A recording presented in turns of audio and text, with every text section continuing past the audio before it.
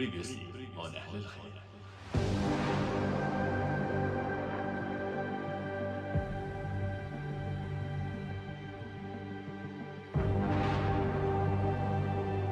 يمكن لو يرجع الوقت في النادي، هل كنتوا وايد قلت كلام في اللايف؟ ايش قلت؟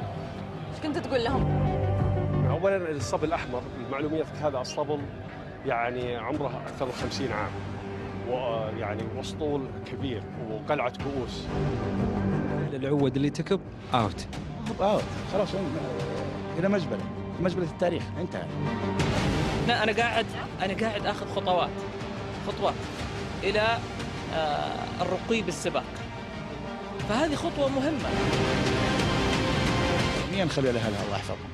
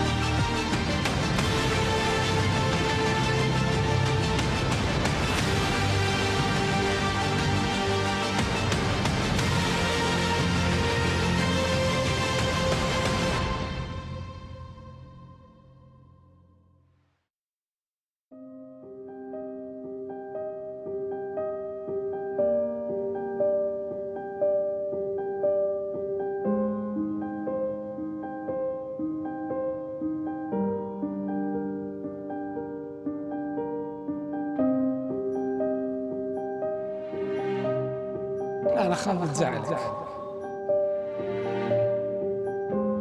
ما في شيء زعل ولا شيء. خلاص جرب. يمكن انا ازعلك بعدين. الزعل بالنسبة لي عادي. لا تقصون حاجه عشان طلعوا شوي لا تقصون حاجه، خصوصاً إذا كنت تظن أنك على حق. انا فاهم القصد، حقيقه فاهم القصد، وبالعكس بتقول رايك وبقول رايي، ما هو شغلك هذا. ومو مهم أن نتفق. هذه حاجات مهمه جدا وحاجات بديهيه جدا. شنو الأهم وشنو المهم؟ والله انا ما ادري شو وجهه النظر بالضبط، مواضيع بنختلف عليها وما عندي شك، بس بخاطري أقول شيء. انت ايش جابك هنا الحين؟ لا تفكرون في مالك حق، فكروا في اللي تبغونه وبس. والله حتى انا ماني مع القرار. وإذا على الزعل، في مليون شيء يزعل ترى. هذا كلام فاضي، احنا وصلنا القمر يعني. بس من بنكون إذا ما تجاوزنا وكملنا الدرب؟ هذا جواب، هذا الصدق. من بنكون إذا ما تصرفنا بنضج؟ من بنكون إذا ما عرفنا نكبح انفعال؟ انا ماني بجايين هنا عشان اضربها تحيه أو حتى غيرة ويمكن غضب. لا، وازيدك من الشعر بيت. أعرف في أشياء قاسية تسمعونها ترى، ومو كل من يتحمل. لا تكسر الشر. ما بكسر انت الشر جبت خلاص. الشر. بس تذكر، كل ما تجاوزت وتحملت وواجهت وتقبلت، كل ما كنت أنضج. لان الاحمر ما هو زي غيره. والله خليني امشي الحين. لا لا والله لا تمشي الحين. انت ايش قلت؟ ما قلت شيء.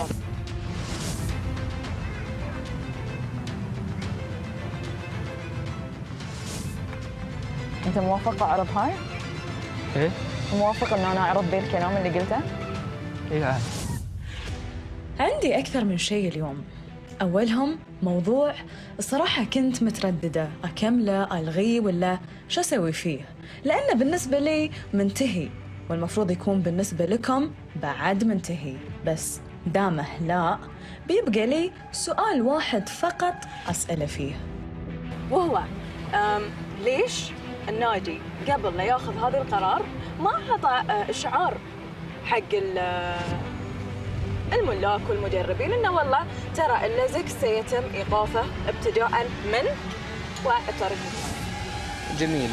اولا فيما يخص منع اللزق، من السنه الماضيه واللي قبلها كان في تهيئه اعلاميه، وكان في يعني رساله بتروح من اكثر من طريق للملاك والمدربين انه حيكون في يعني تدريجيا منع للمواد المحظوره من منشطات، من مسكنات الام، وهذا الهدف كان واضح للجميع. هدفنا الارتقاء بالسباقات. بالنسبه لي ما هي متاثر كاسطبل، ما هي متاثر، اكون معك صريح، ما هي متاثر، لكن الناس اللي جو للطائف فتره على اساس انه موجود اللزكس مسموح. احنا عندنا توجيه من القياده الكريمه برفع مستوى السباقات والانتقال من المجموعه الثالثه الى الثانيه الى الاولى. فاي امر يتطلب تنفيذ أي أمر له علاقة بالسباقات وارتفاعها بالعكس نقوم فيه، حتى لو كان ما بين يعني يوم وليلة. إذا أمر فعلا حساس وقد يضر فليش لا؟ اللزكس من السنة الماضية كان ممنوع على السنتين. ففي نوع من أنواع التهيئة اللي موجودة عند الناس أنهم افتراضا المرحلة الأخرى المنع الكامل. احنا والله ما احنا مع اللازكس، انه منع اللازكس، لانه صراحه احنا بنحاول نحافظ على خيرنا من الاجواء هذه، بنعطيها لازكس عشان ما يصير عندها انفجار في الرئه. افتراضا الشخص اللي يتكلم في موضوع اللزكس يكون عارف ايش اللي بيصير اصلا. اغلب الخيل بناء على الدراسات تنزف، يجيها نزيف، لكن قله قليله منها اللي يطلع منها الدم الله يكرمك من الانف ومن الخشم. هذا شيء طبيعي، هذا شيء يصير. اللزكس مدر للبول، مدر للسوائل، فتخفيف السوائل بينتج عنه جفاف فيخف الدم اللي كان ممكن يظهر. فأنا بحاول أحل مشكلة عن طريق إيجاد مشكلة أكبر ممكن يكون عنها ينتج عنها جفاف بيأثر على الحصان، على أدائه، بيأثر لا سمح الله على الوظائف الحيوية، على الأعضاء داخل الجسم، وكذلك يأثر على الزمن المراد اللي يكون فيه الاستشفاء. وفي بعض المدربين والله يعطي لازكس عشان يخفي الاشياء اللي جالس هو يعطيها من علاجات، من امور. هذه بعد موضوعها طويل، بس ما اظن مهم نتكلم فيها الحين. انا ما ادري، هذا كلام فاضي. احنا وصلنا القمر، يعني ما معقوله انه هذه لازكس بده يخفي لك ماده ممنوعه. يعني على قولهم لو جبت شعره من حصان ولا من اي شيء يطلع لك جدك العاشر. انا معاك 100% ان انتم المدربين المفروض كانوا يتوقعون منهم ومن انفسهم ان ترى هاي الشيء يعني بيصير عاجلا ام اجلا، اوكي؟ لكن انا ممكن احتمال اني اليوم نحمل الخير ونرجع صراحه. يمكن لو يرجع الوقت في النادي، هل كنتوا بتخبرونهم قبل ولا كنتوا بتمشون في نفس الاستراتيجيه؟ توجه مجلس الاداره الارتقاء بالسباقات باي طريقه كانت، بطريقه تكون يعني محكمه وعادله في نفس الوقت.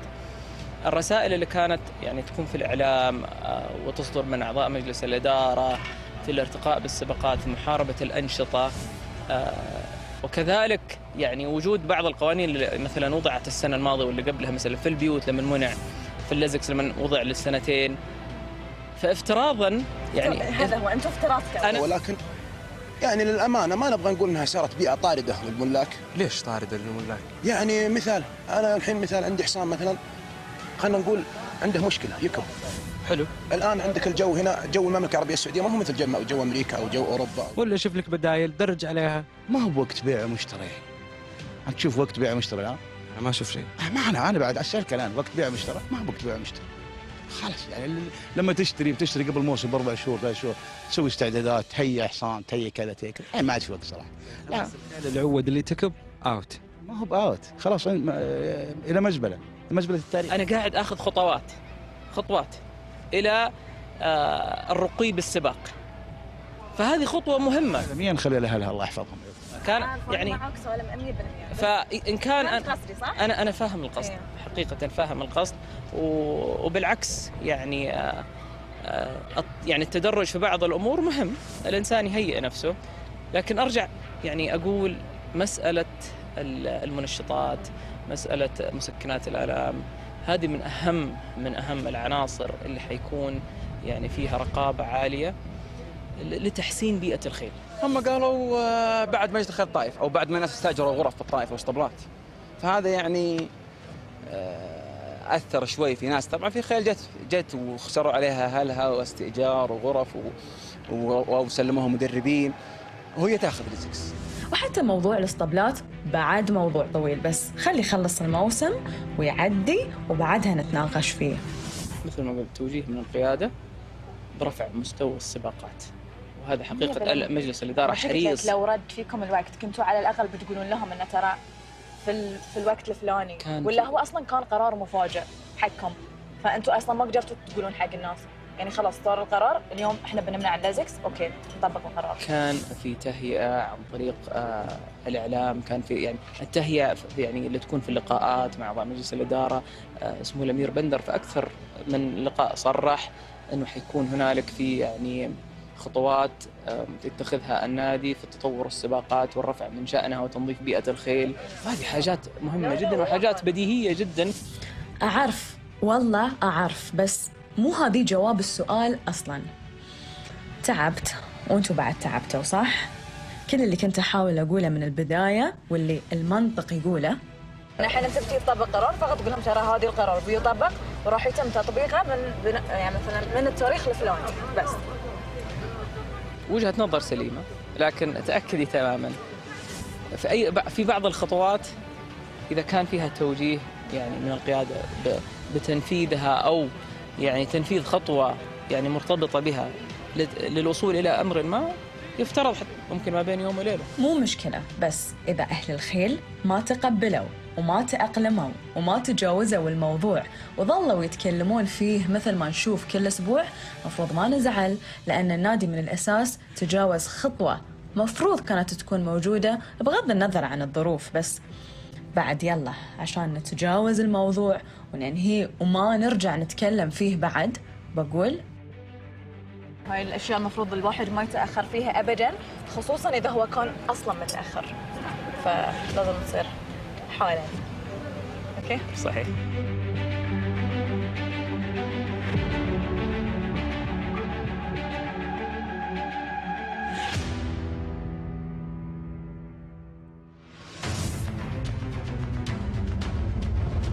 وايد قلت كلام في اللايف، إيش قلت؟ إيش كنت تقول لهم في اللايف؟ هو اسألي وأنا أجاوبك، تفضلي. حزتها قلت لكم الموضوع يبغي له مزاج، ويمكن بالنسبة حق بعضكم موضوع يلا يعدي والسلام، بس بالنسبة لي لا، خصوصاً لما ما أسمع اثنين يتفقون على نفس الكلام. عرفت موضوع أصيل؟ أكيد عرفت. لا تستغربون تشوفون بدن، أعرف موقف ومن زمان ما شفتوه، بس بعدين بتسمعون إيش سولفت معاه، بس الحين أبيك تعطيني نصيحة حق أصيل. ايه نصيحة أصيل. أنا يعني لو أنت أصيل؟ لو أني أصيل ما تعديت الأمير السلطان الأمير السعودي فيصل بن خالد. شوفوا هيك؟ تعرف إنه مثل ما أنا مستغربة، مثل ما وايد ناس مستغربين، ليش أصيل تصرف كذي؟ ليش اللي صار؟ معقولة؟ هذا توفيق من رب العالمين، والاسطبل الأحمر غالي علي، وأنا فقط فكيت ارتباط، ومتى ما بغوني أنا إن شاء الله موجود. لكن أنا بقول له أنت جتك فرصة، وكنت أنت يعني الخيال المتمرن الأول في الاسطبل، والجميع الشانس الكويس يجيك. لا لا تروح مع كل واحد بيجيك يغريك، لأن الاسطبلات الكبيرة أسمع من أنها تطلع خيال على خيال. ثقة تامة أنك لو طلعت أنت بهالطريقة أي اسطبل كبير ما راح يستقبلك أبدا. أنت فكيت ارتباطك متى؟ شنو صار؟ ما صار لك الخير، بس فكيت ارتباط وأنا موجود إن شاء الله. النصيحة الثانية ثابر على نفسك وسكر أذانيك عن العالم اللي تغويك وخلتك تطلع من الاسطبل. تجنبهم وبداية كويسة، واظب على التمارين. مع من؟ مع العرض الجديد ولا؟ لا ما جاء عرض على فكرة، ما جاء عرض أبدا، ما جاء عرض. ما جاء عرض. يعني كل هاي اللوية اللي صارت ما جاء عرض. ما في عرض؟ ما جاء عرض. جاء عرض ووخر عنه. يعني من وخر عنه؟ أنا اللي سمعت اللي قالوا لي إنه جاء واحد وسيط جاء قال أنا بوديك لاسطبل ثاني. إنزين. ها؟ والاسطبل الثاني اللي هو هذا قال أصلا من قال لك إنك تجيبها لي؟ ما حد مو بصحيح. ما جاني أي عرض. العروض جت بعد اللقاء مع سعد بن مشري. لا، اللي صار إن العرض جايلك قبل. مو كل الكلام اللي انقال صحيح. شنو الصحيح؟ صحيح إن بعد اللقاء جاني العرض داخلية وخارجية. إذا سعد بن مشرف ليش كان بيعرف إن أنت ياتك عروض إذا هي أصلاً ما ياتك؟ ممكن واصله كلام غير صحيح. من؟ ما أدري. الاسطبل الأحمر خسارة إنك تطلع منه، خسارة لك أنت مو بالاسطبل الأحمر. أنا كلمتهم أول بخصوص الراتب، قلت ارفعوا مثل الخيالة أخوياي، قالوا إن شاء الله بنص الرياض لك كسبت وطلعت، والحمد لله كسبت وطلعت. كلمتهم قالوا بالطاية، كلمتهم قالوا ما نقدر. وأي واحد بيعمل في الأحمر يعني الله يطول عمره معودنا ويجزاه عنا خير الجزاء، معودنا على اليد الخطلة ويد السخاء اللي هو الأمير فيصل الله يحفظه. أي مجتهد ما تاخذ إلا هو جايه خطاب شكر وكرامية وتلفونيا يكلمه الله يطول عمره ويتشكر منه يقول إنك أبدعت وسويت، وفوق ذلك الكرم المعطاء اللي ما له حدود. ومو بس هذا الشيء، في اعتذرت منهم قبل لا يعرف هاي الكلام سعد بن مشرف ولا بعد؟ يعني قبل لا سعد بن مشرف يقول ان انت ياتك عروض من برا ولا شنو بالضبط؟ ما قال لي انا، قال باللقاء بعد ما اعتذرت والوالد ارسل لهم الرساله، قال طلع اللقاء قال اصيد جت عروض. يعني هذا شيء راجع، بس هو الاعتذار انه اعتذر ابوه برساله الجوالي موجوده الان تاريخها طبعا الوقت.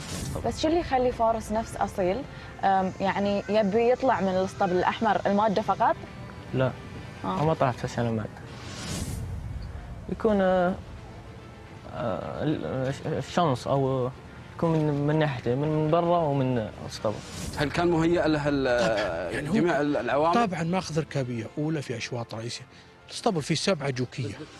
والخيال اللي يتميز يبي الشمس ما يهم الماده. فراسك مع الاسطبل الاحمر ضعيفه؟ لا ما هي ضعيفه، ما قصروهم، لكن تبي الافضل؟ الافضل، ولكنك لازم تتمرن. ما انصح الخيال. المتمرن لابد يكون في المجتمع اللي يجلس فيه واحد يثبته ويهديه، وان الجوكي مهما كسب يبقى جوكي، لا يقول اني خلاص وصلت المرحله اللي هي التوب. مو معناته اني يعني واذا متمرن عادي، يعني اذا كنت متمرن ما يكون عندي فرص؟ لا بالعكس، متمرن يطيح له ميزان. انت يطيح لك الحين كيلوين 3 5 كيلو 4 كيلو 3 كيلو 2 كيلو، بكره بتطيح مع المحترفين ما يطيح لك ولا كيلو. هذا المنعطف او اثبات الوجود في يوم انك تصير محترف، هل انك تثبت وتصير مع القمه او انك ترجع الى اسفل الترتيب. يعني في احد اليوم ما يبغى يكون ضمن فريق الاسطبل الاحمر؟ يعني اليوم الفرسان لما يعني يشاركون، يمكن هاي بالنسبة لهم يعني أعلى مرتبة ممكن يوصلون لها. تعتقد أن أصيل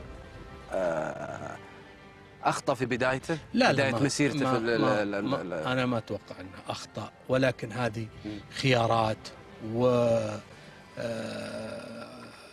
يعني قد يكون أنه يبغى يصير يأخذ حرية أكثر، يركب هنا وهنا وهنا.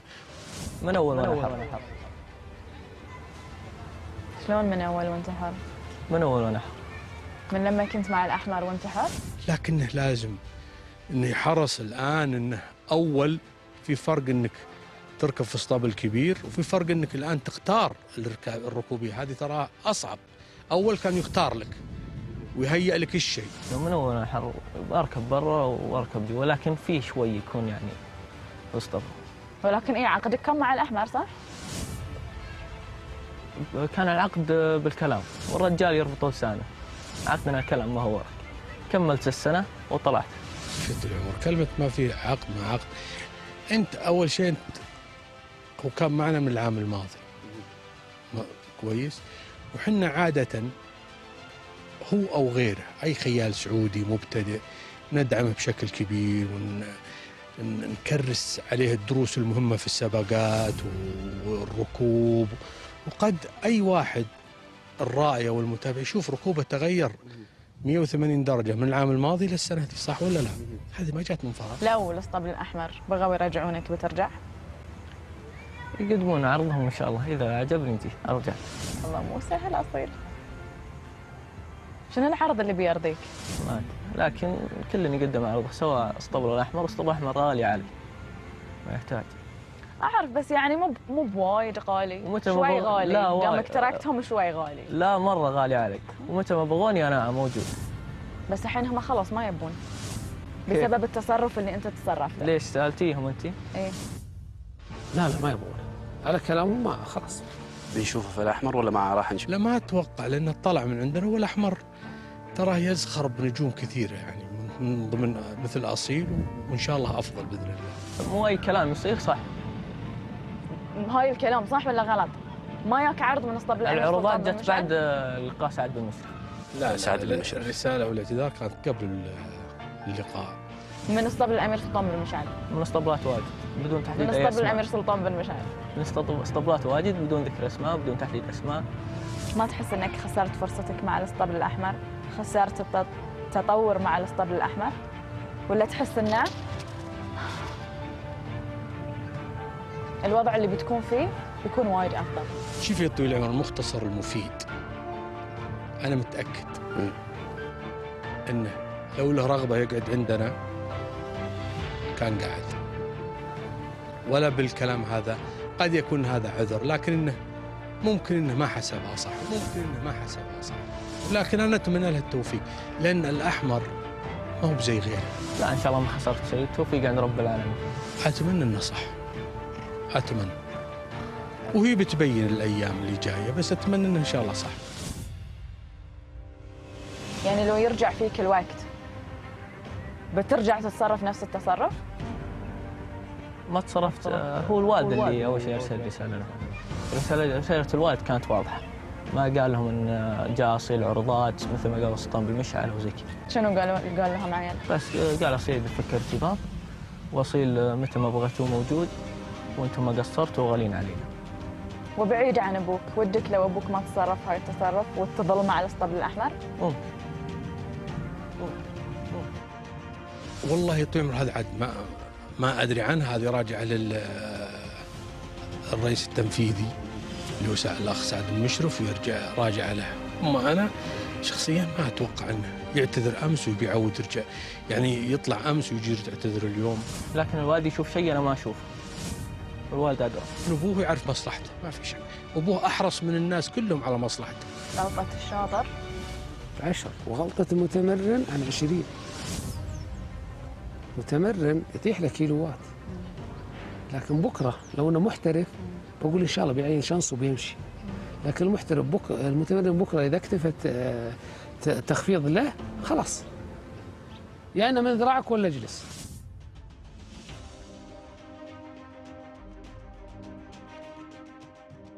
انت موافق على عرض هاي؟ ايه موافق انه انا اعرض ذي الكلام اللي قلته؟ اي عادي. مو بيزعل ابوك؟ لا ما قلت شيء غلط انا. اوكي شكرا اصيل. عفوا. انت انسان جدا قوي الصراحه جدا. شفت في عيون أصيل وايد أشياء حتى ما عرفت شو أقول، بس عرفت إنه مخنوق. ولا اتوقع ان اللي حصل انه شيء كبير، عادي ترى طبيعي هذا يحصل في كل محل، انه يطلع جوكي من الاسطبل للاسطبل. عادي إيه، بس أنا وأنت ونعرف إن الموضوع مو موضوع انتقال وخلاص.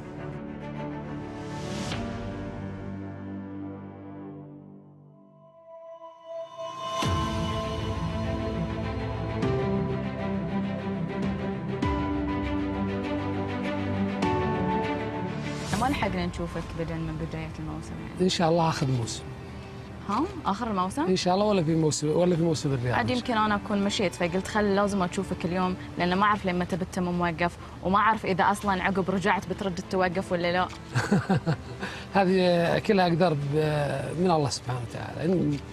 إن بتلنا إن شاء الله أن ما نوقف هذا شيء طيب، لكن هذه علاجية ما له علاقة الأقدار، لا تدخل الأقدار في الموضوع. ترى ما كنت بس أبي أشوف بدن، كنت أبغي أشوف بدن وأحمد عبد الواحد، عبد الله مشرف، بس أحمد عبد الواحد تعب وما يشوف شر، وعبد الله مشرف لحين زعلان.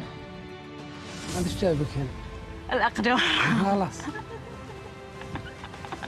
لا بس صدق ما له علاقة الأقدار لازم تؤمن بالأقدار. هاي فيها 1 2 3. القدر خيره وشره، أن تؤمن بالله كأنك تراه، فإن لم تكن تراه فإنه يراك.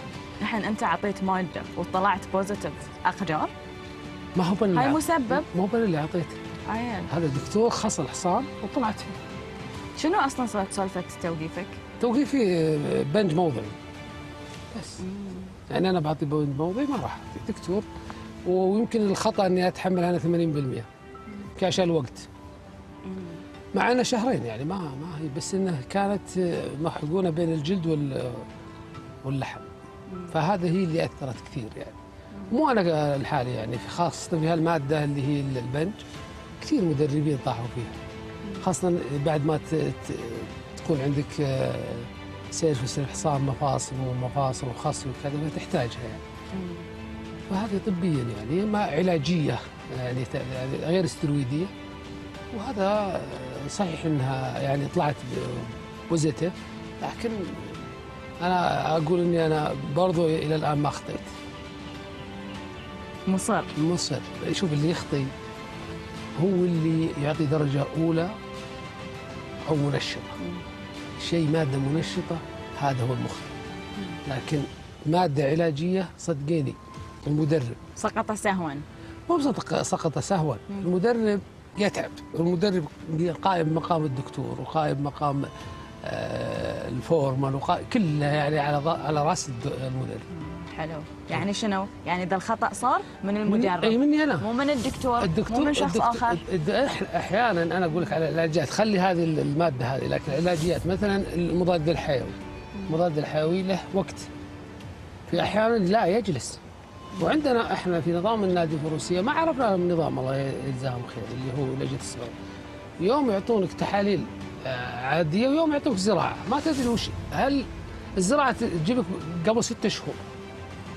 مو معممين عليكم شنو القوانين؟ لا ما حمل على ابدا. تدخل ما تدري وش الخيل وش رايح متحلل وش بت ما تحلل. احلف؟ اي والله صدق ما تعرف يعني؟ ما نعرف. ما يعرفون هنا ولا مدرب هنا يعرف. يسحبون دم ياخذون العينات يا دم يا بول وانت بكرامه وخلاص ما تدري وش هل هم بيسووا لها زراعه ولا يعني ما في رولز من النادي مقدمه لكم؟ لا هم اوريدي يمشون المفروض على الرولز العالميه ولا الرولز العالميه في نسب في جميع الدول في نسب في بوينت 0 كذا ما هنا ما يطبقونها. هم عذرهم يقولون ان اصلا المختبر هو يطلعنا هل هو موجب ولا هل هو سالب. ما تعطيني بوزيتيف نيجاتيف ما يصلح. بوزيتيف نيجاتيف ما في مو بصحيح انك تعطيني مثلا 0.1000 ماده غير محفزه وتوقفني تقول لي موقف. لا تقول لي تعال عندك النسبه هذه موجوده في حصانك، انذار انذارين 3 بس ما هذه ما هي محفزه حصان تسبقه.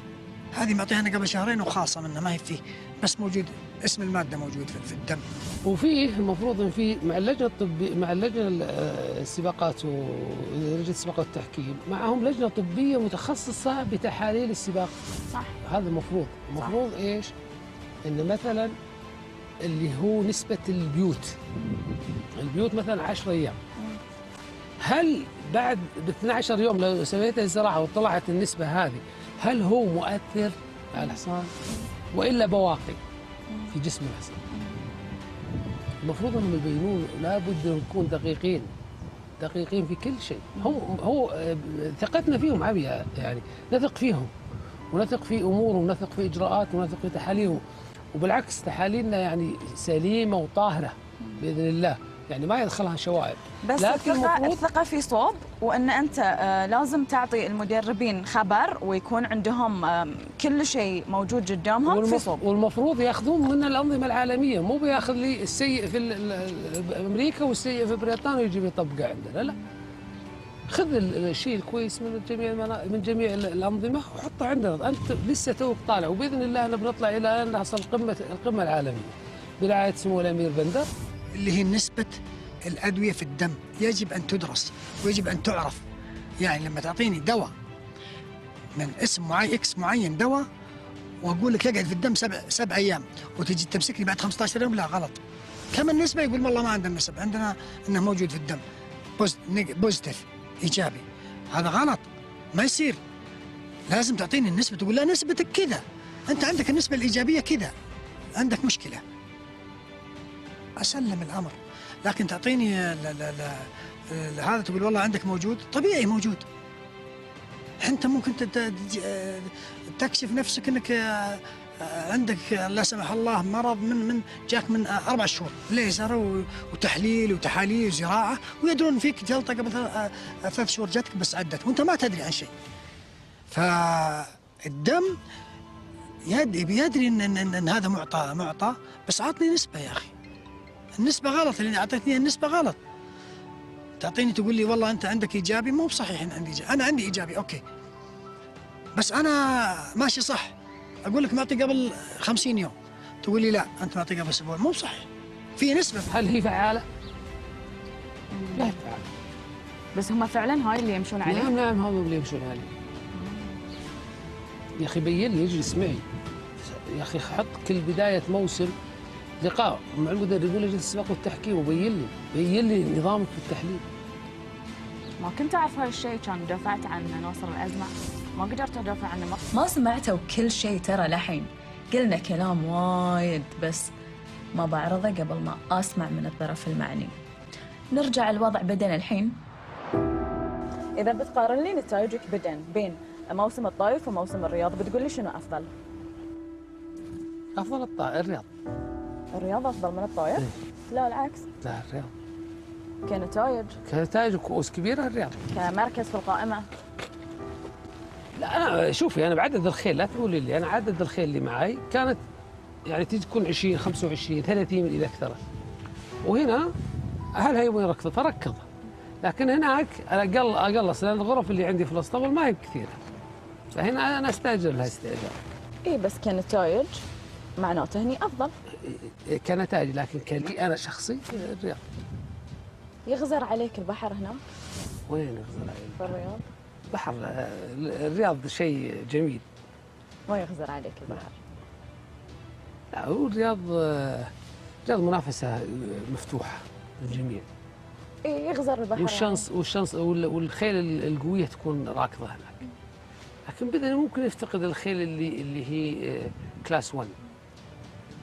كلاس 3 كلاس 2 هذه اللي تكون عندي اغلب الاشياء. اي بس انت مثلا في الطايف في القائمه شنو ترتيبك؟ ثالث؟ احيانا ثاني ثالث، بس انا اركض خيل. الرياض شنو ترتيبك؟ اركض خيل سادس خامس. يعني يغزر البحر؟ مو بيغزر على عدد الخيل، انا بعطيك اسطبل الحين فيه 100 راس ومدرب عنده 20 راس. انت لا تحسبين بالكم. بالكيف؟ بالكيف. اوكي بالكيف بنحسب بالكيف. من الاشياء اللي مهم بالنسبه لي اعرفها عن بدن هو ليش تخليت عن اسطبل الامير سلطان بن مشعل؟ او هم تركوك او انت تركتهم او شنو صار؟ وبعدين بقول لكم ليش هالموضوع مهم حتى لو قضى عليه سنين. لا والله الامير سلطان بن مشعل مالك يعني اكل له جميع الاحترام. جينا في فترة يمكن شهرين فقط، كانت الخير يعني ما هي بجاهزة 100%، فركضنا وجينا ثاني وجينا ثالث، لكن ما شفت ان في مو مكانه.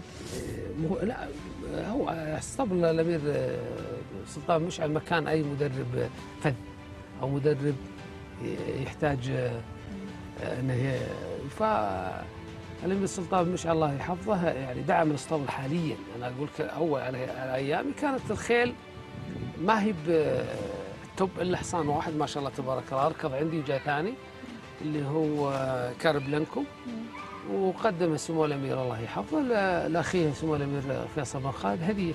خلاص ما عاد بقى عندي الا خيل اقل من وسط.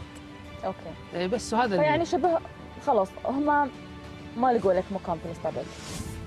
ممكن انا اللي بعض الخيل اللي متعورها كلمت سمو الامير وتعذرت منه فيها. ما كنت تبي تمسكها؟ لانها خيل فيها مشاكل.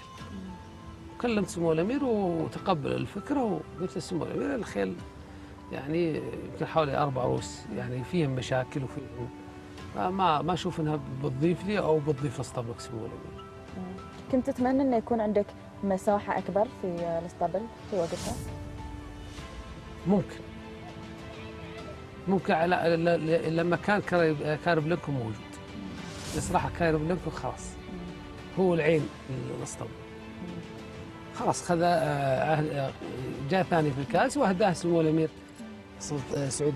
سلطان بن مشعل سمو الامير فيصل بن خالد. خلاص هذا عين الاسطبل انا اللي اشوفه يعني.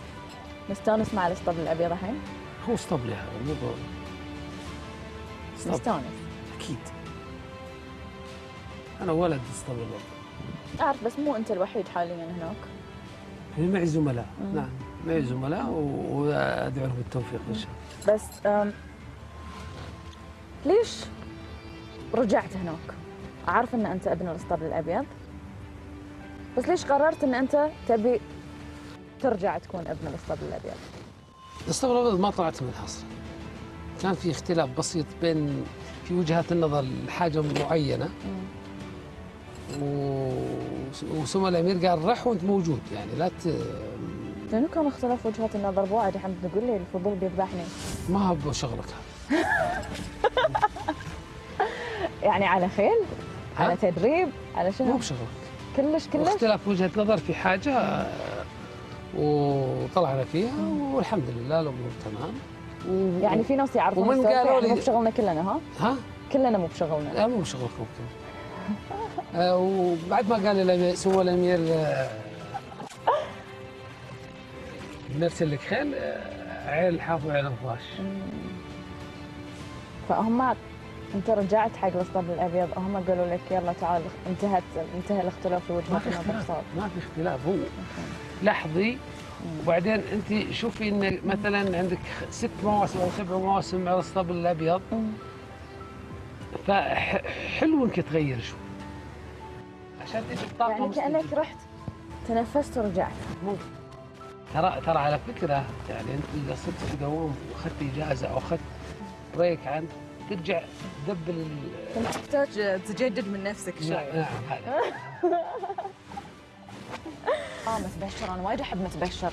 متبشر يستحث محمد دام مقام السعادة من المسار الخارجي بنظم، لكن متبشر يبدأ من النجم الثاقب الدخول من مقام السعادة. محمد دام يعود مع الأبيض.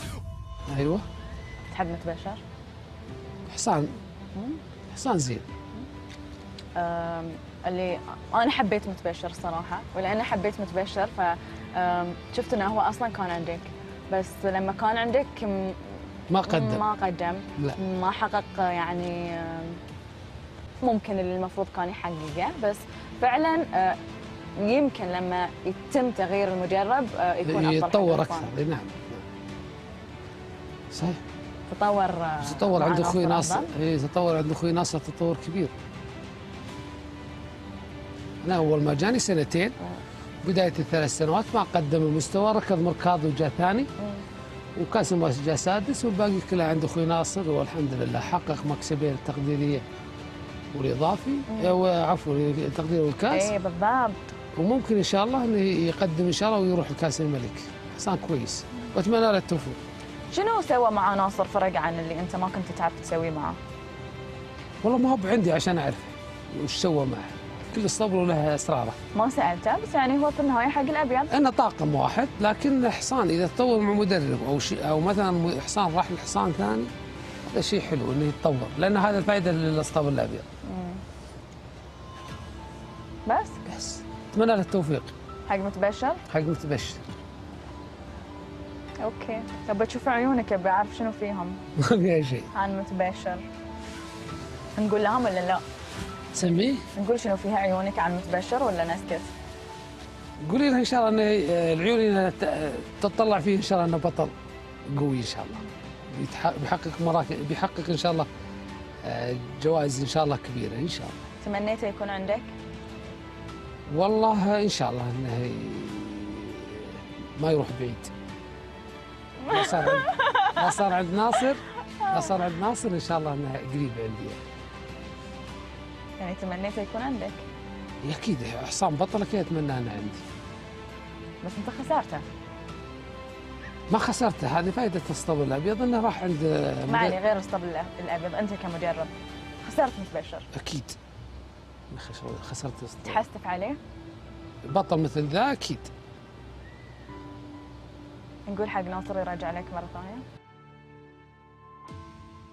في مواضيع لها بداية بس ما لها نهاية، أو يمكن نهايتها ما تعجبنا أو حتى تصدمنا. الثقة أحياناً تكون في محلها، وأحياناً يكون ما لها معنى، والكلام اللي نقوله لازم نثمنه. في النهاية ما حد يجبر أحد على أنه ينطق بشيء ما يبغي أحد يعرفه. النهايات ليست إلا بدايات، ولكل سباق بداية أخرى عند أهل الخيل. شكلنا وين بنشفر لقائك؟ ما في تجاوب، في طال عمرك هذا اللي عندنا، هذا الموجود. هذا رد اللجنه. انا ماني جاي هنا عشان اضرب له تحيه ولا اضرب له، انا جاي هنا في عمل. ما بخلي بجين يطلع. ها؟ تعالوا ساعدوني.